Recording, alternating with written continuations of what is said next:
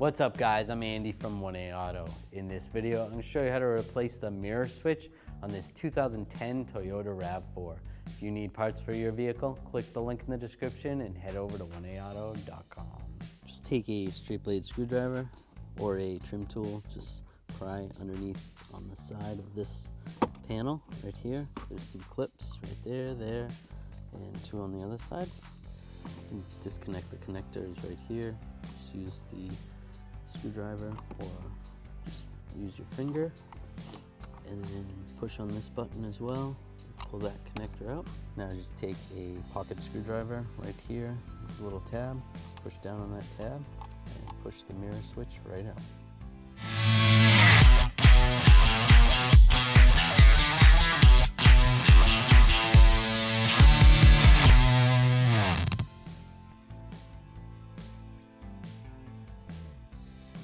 Now take this and we're just going to slide this into this housing, and the mirror switch actually goes upside down so that when it's in position you can read it from the driver's perspective. Take the connectors, reconnect the connector right there, reconnect the auxiliary connector,